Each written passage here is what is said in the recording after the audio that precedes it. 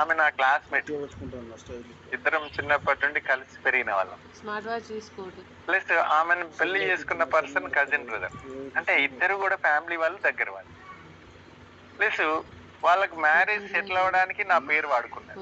ఎందుకంటే ఆ అమ్మాయి వాళ్ళు నా క్లాస్మేట్ ఫ్రమ్ సిరిసిల్ల, వీళ్ళేమో ఫ్రమ్ హుస్నాబాద్, అమ్మాయి వాళ్ళేమో ఫ్రమ్ సిరిసిల్ల. అతను కూతురు, అంటే నా క్లాస్మేట్ వాళ్ళ కూతుర్ని వీళ్ళకి ఇవ్వడం జరిగింది. అంటే చూడండి, అమ్మాయి తరపున వాళ్ళు, అబ్బాయి తరపున వాళ్ళు చాలా దగ్గర.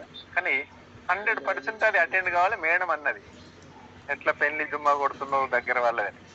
కానీ నేను ప్రయారిటీ ఏమి ఇచ్చినా, నా లక్ష్యాన్ని సాధించే లక్ష్య దిశగా నేను హెల్త్ స్టేషన్ కంప్లీట్ చేసుకున్న. కామారెడ్డిలో నైట్ అయింది.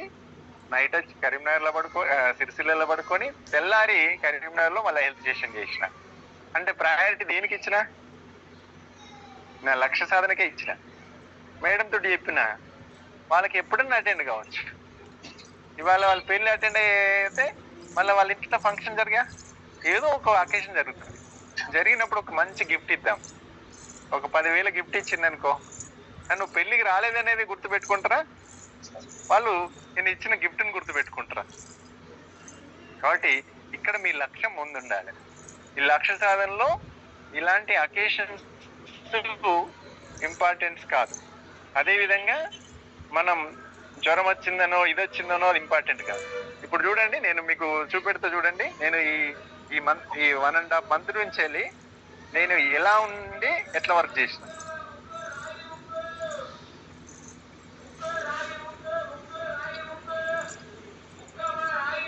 మేడం తెలియదు, నేను ఫోటో తీయమనంగా తీసింది. నేను మీకు చూపెడతా అన్న విషయం తెలియదు.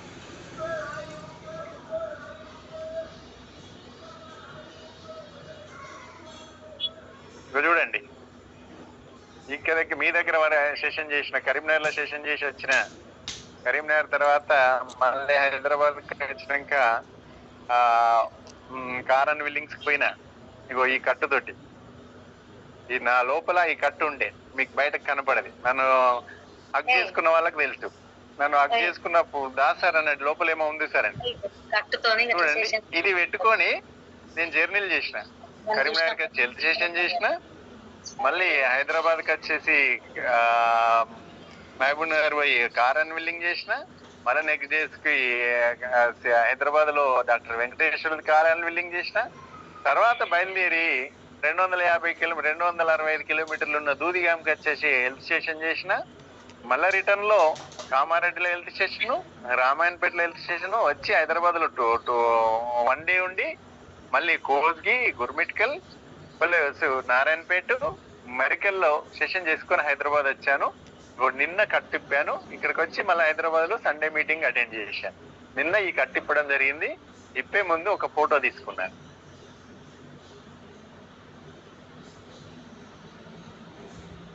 చూడండి, నేను చేసేదానికి ఎక్కడన్నా సాకులు పెట్టుకున్నానా? ఎక్కడన్నా సాకులు, నేను ఎక్కడన్నా సాకులు పెట్టానా? చూడండి,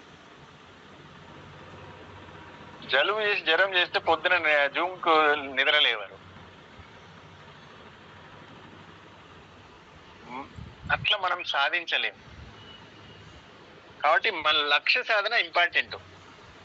ఎందుకంటే మనం ఎప్పుడైనా సిక్ అయినప్పుడు రెస్ట్ తీసుకుంటే బాడీలో రెస్ట్లోకి వెళ్ళిపోతుంది. కానీ నువ్వు ట్రీట్మెంట్ చేసుకుంటూ, నువ్వు సెల్ఫ్ హీల్ చేస్తూ పని చేసుకుంటూ పోతే అద్భుతమైన రిజల్ట్ ఉంటుంది. అదే జ్వరం వచ్చి ఇంట్లో పడుకుంటే 3 రోజులు క్యూర్ అవుతావు. అదే నువ్వు ట్రీట్మెంట్ చేసుకుంటూ నువ్వు పనులు చేసుకుంటే 1 రోజుల క్యూర్ అవుతావు. ప్లస్ ఇమ్యూనిటీ 10 times ఇంప్రూవ్ అవుతుంది. రెస్ట్ తీసుకొని సప్లిమెంట్స్ తీసుకుంటే ఇమ్యూన్ డబుల్ అవుతుంది. కానీ పని చేసుకుంటా నువ్వు సప్లిమెంట్ తీసుకుంటే ఆ ఇమ్యూనిటీ 10 times పెరుగుతుంది. కాబట్టి మనం చాలా లైఫ్ స్పాన్ చాలా తక్కువ. మనం 400 years బతకాలి.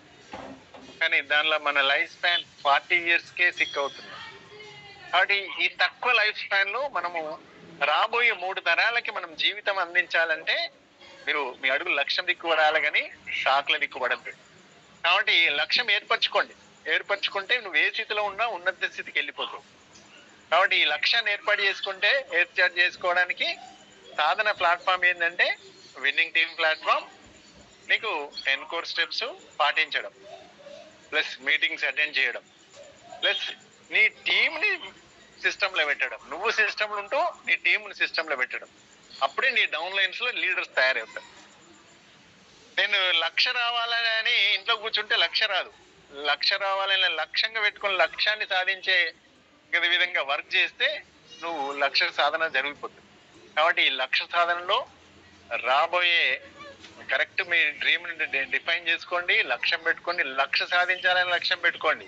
వీడికి 10,000 20,000 కోసం వెస్టేజ్లకు రాకండి. కాబట్టి ఆ 1,00,000 సాధన దిశగా మనకు go crown meeting August 1, 2, 3 attend కండి.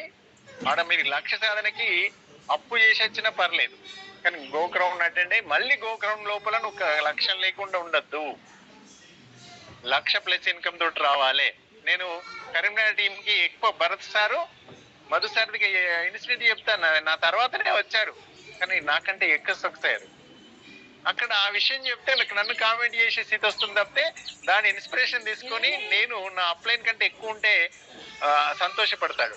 అప్లైన్ ఎప్పుడు తల్లిదండ్రులు ఎప్పుడు ఆనందపడతారు, వాళ్ళకంటే ఎక్కువ వాళ్ళ పిల్లలు సక్సెస్ అయితే. నేను కూడా అంతే, నాకంటే ఎక్కువ మీరు సక్సెస్ అయితే ఆనందపడతాను. ఇక్కడ విన్ విన్ సిచ్యువేషన్.